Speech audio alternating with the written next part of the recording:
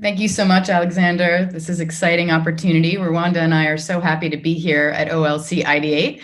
I'm so impressed with the swiftness of the putting together of this event and really pushing our thinking and allowing us to have more of a conversational experience than lots of presentation of content. So we have prepared a fun Padlet today for you to orient your thinking around the thoughts that we're going to present today, and we'll be putting that in the chat shortly. But I'm Susan Adams. I'm the Associate Director of Teaching and Learning at Achieving the Dream. And my colleague Ruanda, if you want to unmute and introduce yourself. Hello, everyone. I'm Dr. Ruanda Garth-McCullough, and I am also Associate Director of Teaching and Learning at Achieving the Dream, and very excited to be here with you today. Great. So we're wanting to offer you some insight, some thinking, some prompts to help us begin to think how we can create a digital space that is equitable, and really kind of getting into the weeds. My background is as an instructional designer for about 20 years now, working at various community colleges and universities. And now I have the honor to work at Achieving the Dream, getting to amplify the values of my work, and from a research base, from a consulting standpoint, as we move Achieving the Dream and its mission to support community colleges in transformational high impact coaching and frameworks to be able to transform their campuses for student success. So here we are, Ruanda and Susan. And I will also then move us right into our intended goals today. So we want to explore how to position cultural knowledge as a cognitive tool in digital classrooms. We're also wanting to help, and we're going to ask you, visualize strategies that create equitable digital learning environments through the lens of Zaretta Hammond's culturally responsive teaching framework, which Ruanda is going to present to you now. Thank you, Susan. So culture responsive teaching is one of the many equity moves that gets at the core of quality teaching. And the power of culture responsive teaching is that it invites and makes room for students' culturally based learning styles and experiences in the learning environment, content, and process. Geneva Gay, a thought leader for equity in higher ed, describes culture responsive teaching as using the cultural knowledge, prior experiences, and performance styles of diverse students to make learning more appropriate and effective. And it teaches to and through the strength of students. And on the next slide, there's a quote from Zaretta Hammond that defines culture responsive teaching as an educator's ability to use a student's cultural funds of knowledge or culturally bound prior knowledge as a scaffold to new concepts or content in order to promote deeper learning. And often thought of as a feel-good initiative, Hammond supports the notion of the cognitive benefits of culture responsive teaching. It's not just about developing or creating a sense of belonging. It really has potential to center the cognitive aspects of teaching and learning and improve academic and performance and educational outcomes for marginalized and minoritized students. And just personally, as an African-American student that was mostly in predominantly white environments, it wasn't until I was I did a semester at Spelman my junior year. Everyone else went abroad, and I went to Atlanta in search of my people. And it was the first time I really felt it was like the cognitive load that lifted from not having to translate or perhaps to have things be presented in a way that was familiar to me based on my cultural upbringing. And I want to make sure that I didn't even recognize, it's like, the water we swim in. I didn't even recognize that I was doing this, but my educational experience required me to be, constantly translating or being aware that I was the only Black person in the classroom speaking. And when that is taken away, which I felt at a historically Black college for the first time, I was like, oh, no wonder white students do better than Black students in school. Like, the schools are built for their culture. And so that power that culture plays in the teaching and learning process is very palpable, and needs to recognize all of our social identities. And so I want to make sure that on the next slide, we offer this social identity wheel, because it's not just race, that's conveyed through our teaching. It's, and can be used to support student learning. It's the multitude of the racial, cultural, and social identities that we all have, and that students bring to each classroom. And so with culturally responsive teaching, faculty intentionally invite and make room for those intersections of students' culture and their identities into the instructional process through the content they cover, the readings they assign, and the structure of their course and assessments. At its core, I just CRT, culturally responsive teaching, culturally responsive pedagogy, I use interchangeably, works from the understanding that teaching should include activating the culturally bound prior knowledge. It requires faculty to pay persistent attention to the experiential tools and cultural capital that students bring to each course based on their identities. And on the next slide, I just want to highlight that culturally responsive teaching, it builds on what students already know, and research shows that the benefits, it does benefit student performance. In their review of research literature, Stephen Quay and Sean Harper point out that the cognitive development, perspective taking, critical thinking skills, academic achievement, and problem solving skills are among the many outcomes that researchers have consistently noted about the effects of inclusive pedagogy and curricula. And despite all of the research base, there remains a disconnect in higher ed. And when we think about the constructivist teaching approaches that higher ed faculty have more, I see, as a former faculty member, I had more flexibility and opportunities to create and the curriculum and my courses than I think K-12 teachers do.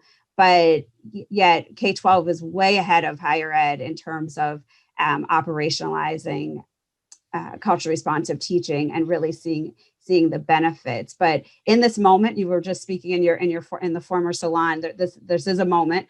And in this moment, I believe faculty are looking for ways to bring equity minded practices into their classroom, but are struggling with there aren't many examples. The field does not have many examples or models to point to that illustrate the different forms of culturally responsive pedagogy that it can take at a post-secondary level across different disciplines, because it cannot be a cookie cutter approach, since it needs to reflect and respond to the context, the student demographics, the capacity of the faculty and the discipline.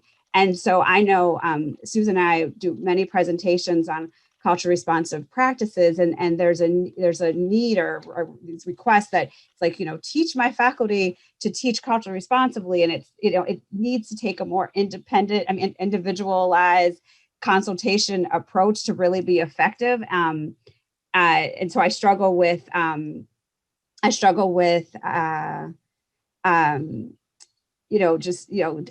can talk about the theory and the approach, but what people are hungry for and what the field needs is, what does this look like, and how do I do it? There's many people who are ready to do it, but we need to find ways to support them in taking that step at scale. And so Susan and I have found that Zaretta Hammond's framework for culturally responsive teaching offers 4 practice areas.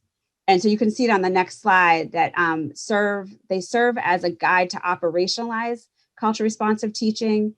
And when done together, they create the cognitive, social, and emotional conditions that actively engage students through their cultural reference. And based on the neuroscience. And in her book, Culture Responsive Teaching in the Brain, she lays out a very strong neuroscience basis for culture responsive teaching, based on schema and, Vygotsky and all of the theoretical and neuroscience gurus to build this case, which is very strong. And I encourage everyone to read the book when you get a chance. But today we want to use this time to dive into the 4 practice areas and find ways to visualize and exemplify how these practices can take form in higher ed and post-secondary classrooms. So the first practice area is awareness, and that's where you explore the development of socio-political lens and consciousness and acknowledge the dynamics of our racialized society and the role that our institutions and our teaching honestly play in perpetuating inequities. And so it takes work to recognize how our brains trigger around race and culture and broaden our interpretation of culturally and linguistically diverse students' learning behaviors. And then the second practice area is learning partnerships. So that's about building trust to create social emotional partnerships for deeper learning. And really reimagining the student-teacher relationship as a culturally aware partnership, and not, culturally neutral with unsaid power dynamics and that are racialized. And really for faculty to take responsibility through their teaching to reduce students' social emotional stress from stereotype, threat, microaggressions, trauma, that holistic approach to teaching that we talk about. And the third practice area is information processing. And that's where the instructor mediates learning based on what they know about how the brain works with students' cultural models. And the fourth is community building. And that focuses on creating an environment that feels socially and intellectually safe and encourages students to take risks. And we do this by disrupting the notion that our learning environment is culturally neutral and creating an environment that communicates care and sense of belonging in ways that students recognize.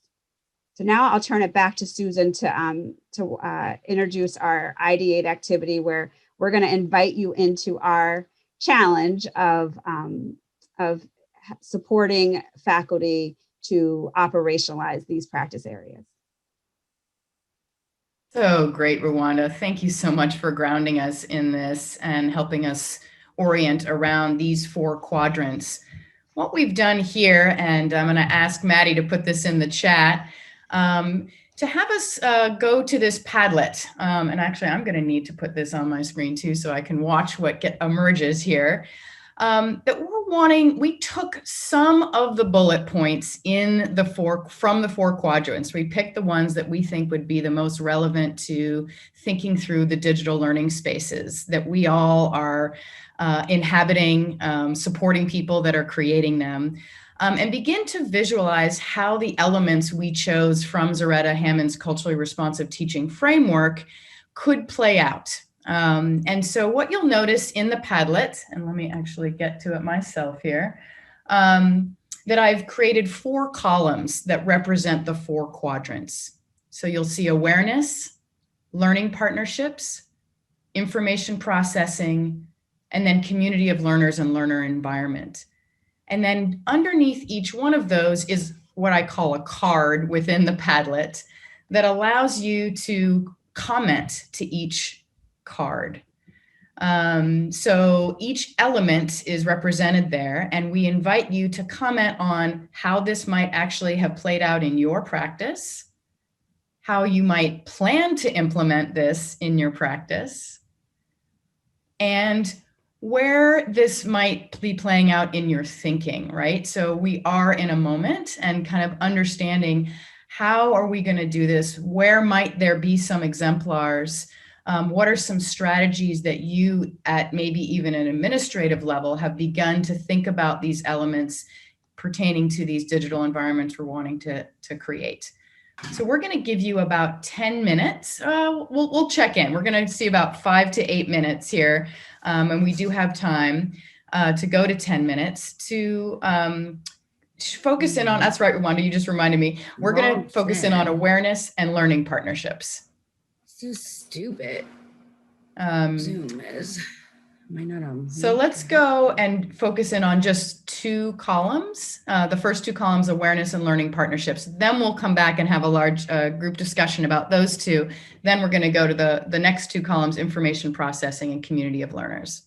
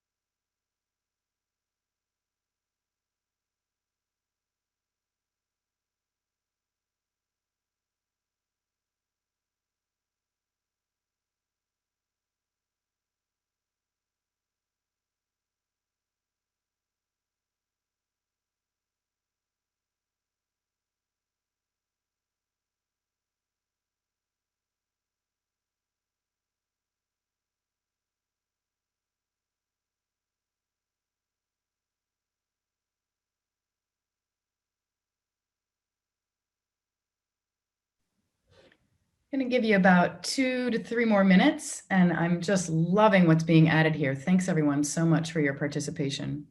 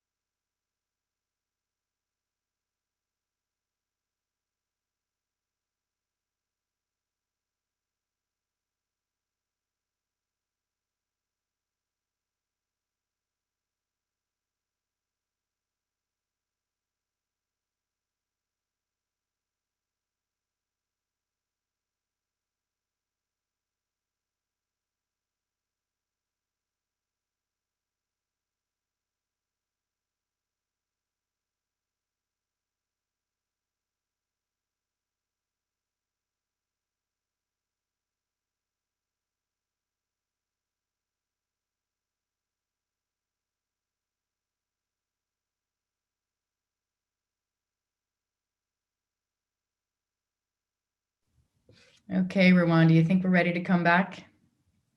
Okay, great. Would you like to take it away with some thoughts on what's been commented? Sure. So the feedback or the comments that folks have added have been a mix of questions and ideas, which are both appreciated. In terms of the socio-political context around race, a few folks added that we need to add identity in there as well. And I definitely agree, and that intersectionality is really important to be aware of. And then there were different approaches and takes on how you make space for these discussions. Obviously, when you're teaching courses that lend themselves, like someone said they teach multicultural literature, so it's a little easier to make those connections. But and so when we think about it in terms of like psychology courses or STEM courses, I think we have to dig a little deeper to find ways to amplify it or to have the conversations and make those connections, bring those to the surface. And so I think faculty need support in doing that, whether it's using examples of environmental climate issues that affect high poverty areas in your environmental science class, or using OER databases that highlight contributions from different racial groups that aren't included in the traditional curriculum. And there was a little discussion on individualism and collectivism, which is something that is really strong throughout non-Eurocentric cultures and plays out in our classrooms in many different ways. And there were some great examples of how to use digital tools to broaden the interpretation, Flipgrid and graphics that share what a learner wants to share about themselves as a pre-class survey. And, we're asking students about themselves. Someone mentioned that when you only know about the student's name, how do you bring in the culture, the student's culture? And, oftentimes that can be accomplished by having an early assignment where they're introducing themselves, and you ask specifically about, their identity or their culture. So you get to understand how they see themselves. And on the learning partnership cards, that was powerful contributions as well, and great ideas, and that include inviting the students to build a syllabus with you and adding resources, creating space for students to generate quiz and exam questions, obviously providing multiple means of assessment and building choice in. And I all those are great and very strong examples, but I think we need to make it clearer than most of us are the habit of doing, to be specific and invite culturally based experiences. Someone said in another comment that students have to invite the cultural knowledge, and students don't assume, because they've gotten a lot of messaging to the contrary, that their cultural experiences have a place in a course, in a K-12 course, let alone a college course. So many things that we do require students to check their cultural selves at the door. And so we have to disrupt that and make sure that students know that their first languages are welcome where appropriate. I've seen a powerful history assignment where students were allowed to interview people in their first language, and the difference of what they produced was very significant, because you could see how it unleashed their cognitive tools to be able to connect with the topic and the research process in more powerful ways. So with that, I'll throw it back to Susan to take us on to the next two columns, which some people have already started to. Yeah. Well, I just wanted to make a few comments too from what arose for me, and also just see if there's any specific questions that people might want to ask before we move on to the next one. But what I'm loving about this idea around the flip grid and students really being able to express themselves and inviting that, I was thinking about that. Well, how would that work with a 150 student course? And what I'm seeing and understanding around these digital spaces, and what's the beauty of this, is that they get to connect with each other. So it's not that the faculty has to respond to every student, but you're creating this digital environment of video, and sometimes just images if students are not comfortable with video, to sort of, popcorn around digitally as if they are sitting next to each other in a classroom. So again, that's sort of, when I think about from a design standpoint, I think that's a great strategy, or a great way to frame it when we're working with faculty. And then one of the questions that I'm curious about throughout all four of these, and I'm just going to pose it now, is from an instructional design standpoint, as a person that supports faculty to design spaces, I'm looking more and more for the frameworks and the process steps to bring these elements of culturally affirming and culturally responsive pedagogies into the design process itself. So the more assets or things that people have to share around that, I'm very interested in. And yeah, so we can move on to columns, information processing, community of learners. So I'll give you a few minutes for that. And then I also welcome questions in the chat overall to this process.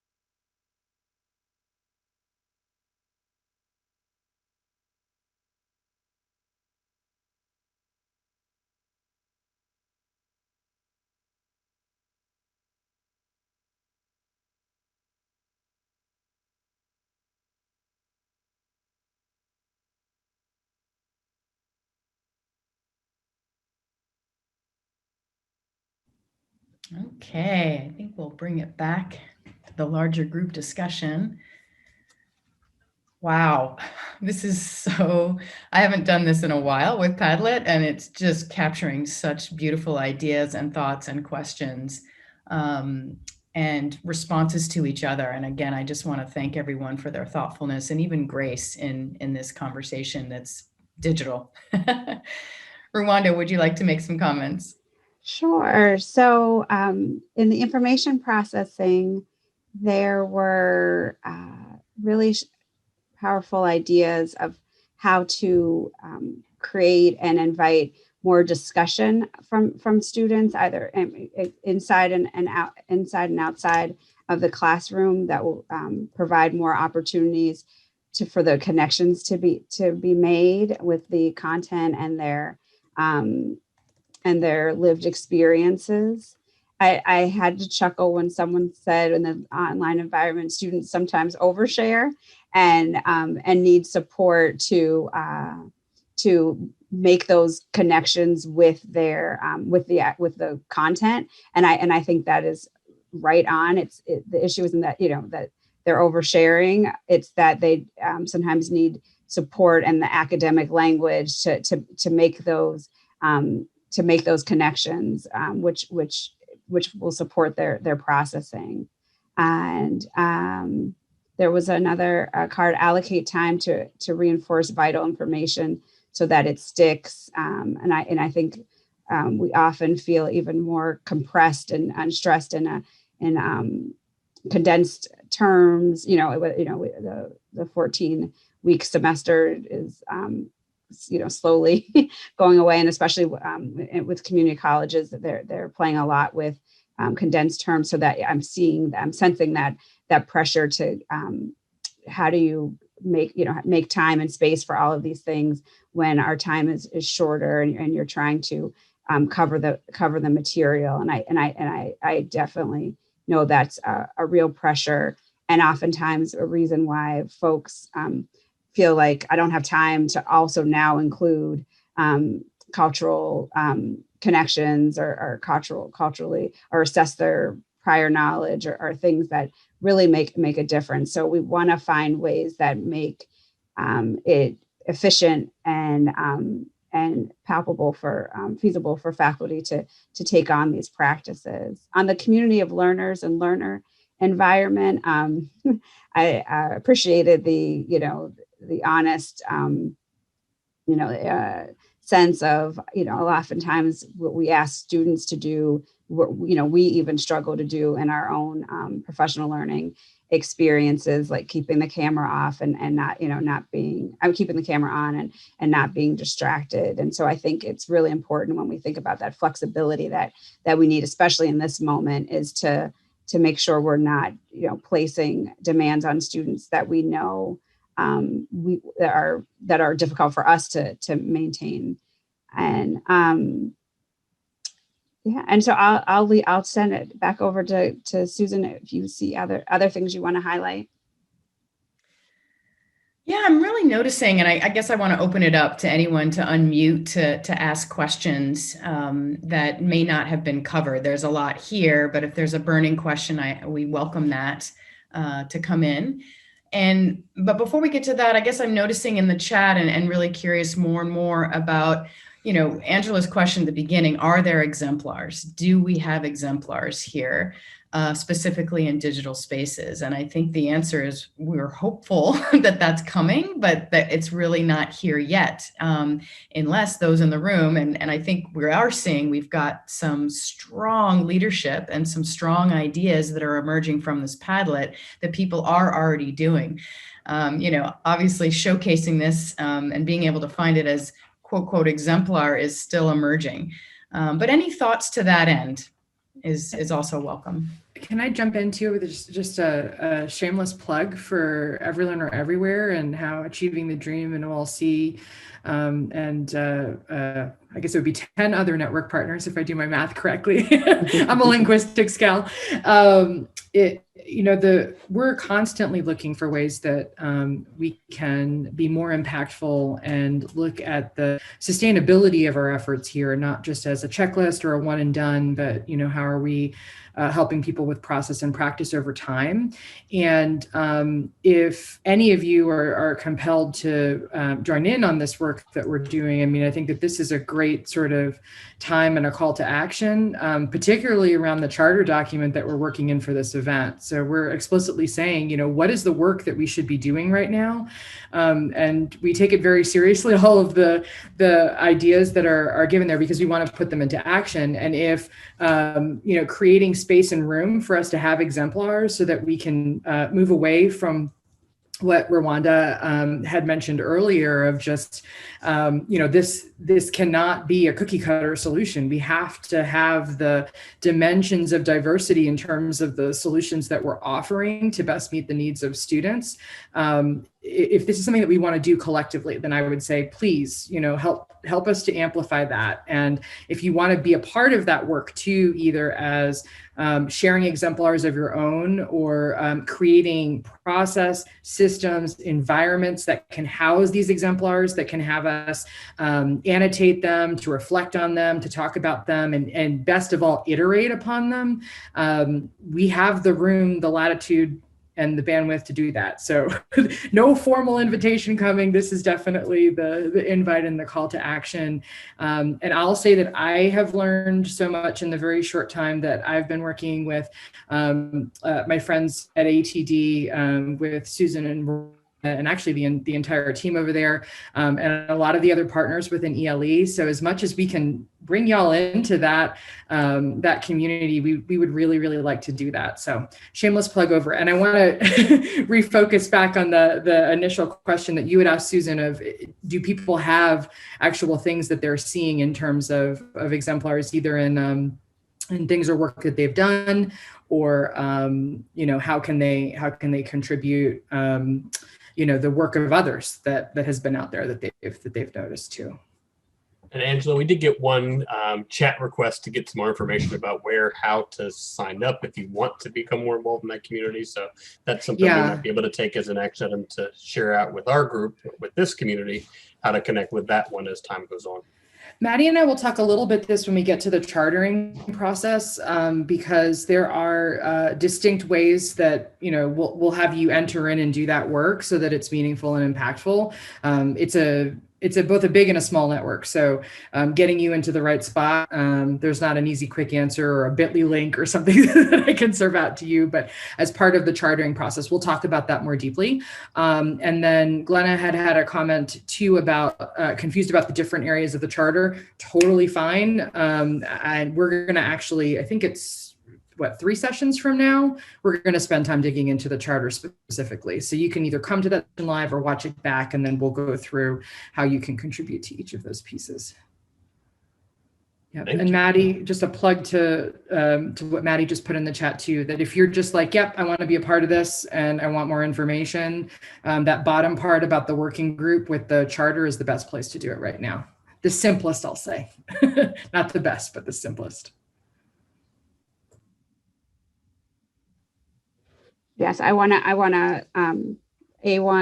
plus one and amen Angela's comment. And we are definitely in need of exemplars, and we need it to be field based, and would welcome any collaboration. If you don't have the time and space to join a formal working group, please feel free to reach out to myself or Susan to just download what you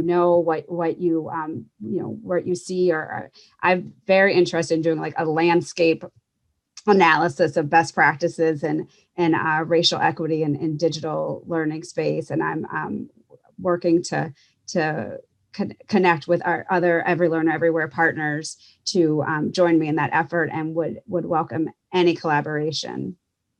Consider OLC in on that. So you're already on that list. Yep. But this is great. These are really a great place for us to start and think about it, and especially in that digital environment. So I really appreciate all of the feedback and perspective and insight that you have shared. What I love about this idea and how this can emerge for everyone is I think of it as we all have our own individual toolbox to be able to do our own work and what our charge is, and adding to that toolbox. But I have this fantasy of sitting around in a room with everybody's toolbox open up like it's, Christmas morning or something. And we sort of get to walk around and say, here's how I do this, or here's what I'm thinking about here. And then we all kind of get to share it with each other in some kind of an exchange in a way, because it is about being personalized and contextual to each situation. And yet the toolbox, gives that diversity feel to it, where I get to say, this tool is going to work in this context, but not that one. And so there's that extra layer of kind of analysis and expertise and practice that I feel that I'm building and developing to be able to do even that, right? And I call it thought partnership. So being a collaborative thought partner in that process of translating these ideas to the context that you're in.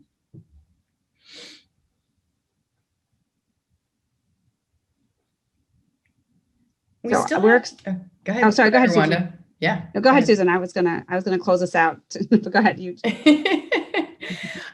You go ahead and close us out, Ruanda. I'm happy for that. Yeah. Okay. Yeah. No. I was just to say all of this, many avenues to keep this conversation going. We know this was just kind of a kind of lightning round of brainstorming, and happy to, as Angela said, invite you into the work of every learner, or work more individually. This is my passion, and I am on a personal and professional mission to be able to respond to that call to action of supporting faculty to how to teach in a more culturally responsive way. And I know it's a lot of work involved. It's personal work, it's institutional work, and it's discipline-based work. And so it takes many different forms and is a process and a journey, but excited that so many of you are willing and at a place to carry this conversation forward.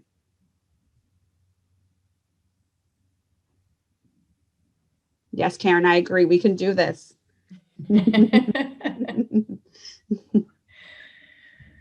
Wonderful, Maddie. So are we at time? I wanted to make sure. I know we have the 15-minute break. Okay. I was thinking we had till the hour, and that's why I was moving forward. So no, we do indeed. It is semi-flex in the sense of if you have any final thoughts, or if anyone does have any final questions for us, I'm happy to keep the room open. Do want to give folks a break as well if they want to take it, but we have a long break. So that's where I'm far more, I'm willing always, but far more flexible in this sense, because this 15-minute break is then followed by a whole hour break. So we now have an hour and 15. So if any folks do have any final questions here for Susan and Ruanda, we do have the space, we have the flexibility. I will say if you all want to stay and have the flexibility, I certainly am happy to be here for the next 15 minutes. And of course, regardless, thank you to Susan and Ruanda for leading this conversation Yes. and getting us thinking about it. This has been awesome. And someone mentioned the Padlet. Will it be open? And absolutely, let's keep it open for all of Ideate to add questions, and we'll keep monitoring it. And then each of us has this asset for future thought inspirations. Mm-hmm. But yes, does anyone happen to have anything else that they want to chat about with the group of us here? Yeah.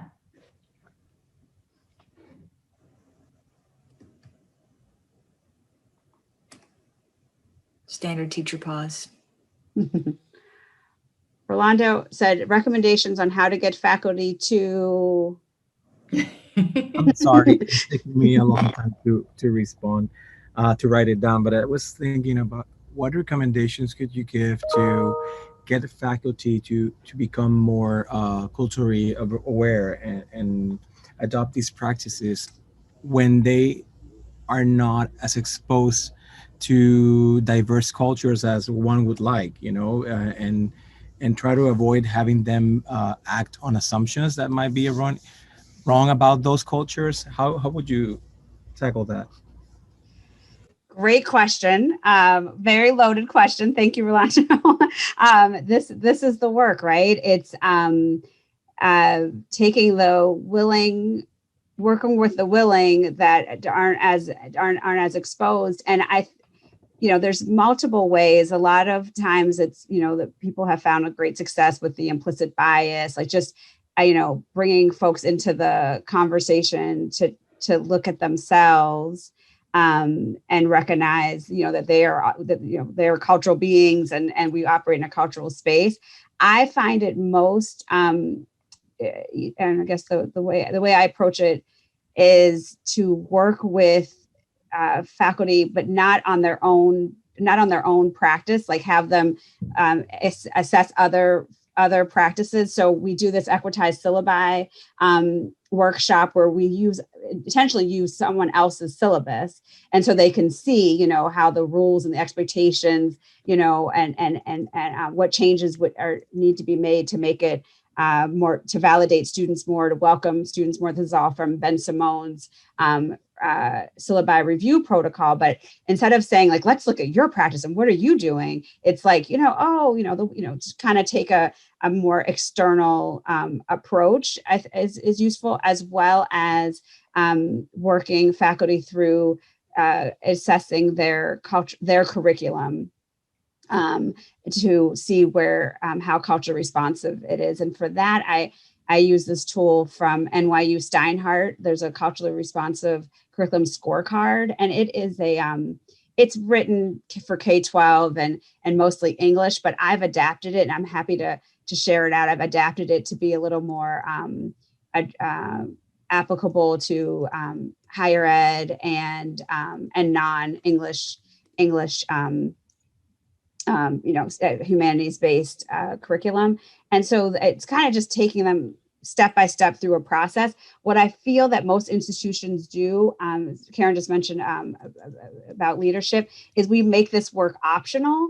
And I feel like where leaders can really take a stand to make it that it's, as much as we know faculty wants to hear this, it's mandatory, because it's not optional, and it's not fair to our students to, happen upon a pocket of excellence of a faculty member who happened to have time and voluntarily did this work, or went to the Center for Teaching and Learning and led themselves through, and went through this work.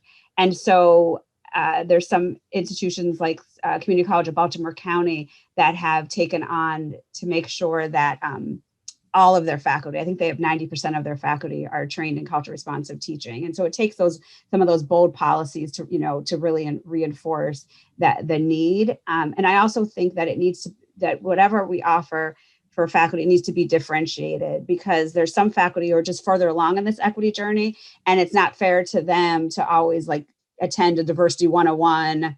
There are differences. This society isn't fair. Like that, we need to make sure that we offer things at each level of the equity or diversity, journey, to make sure that we're continually supporting faculty to improve their process wherever they are on their journey. So it's a multifaceted approach, but depending on if you're working with, the willing, or you're preaching to the choir, or are working with skeptics that, feel this is all just a way to soften and lower expectations, you have to address that and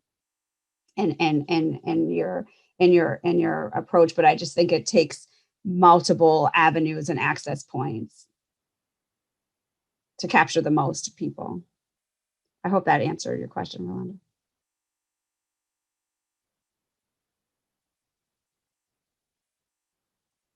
Thank you.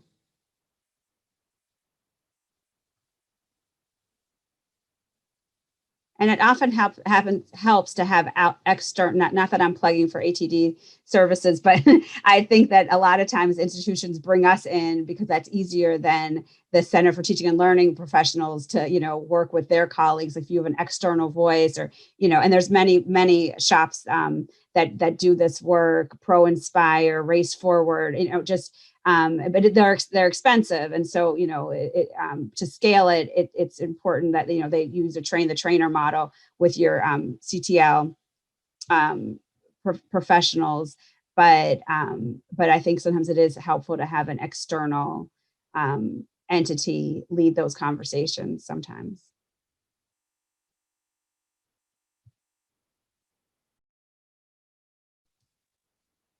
Any other questions?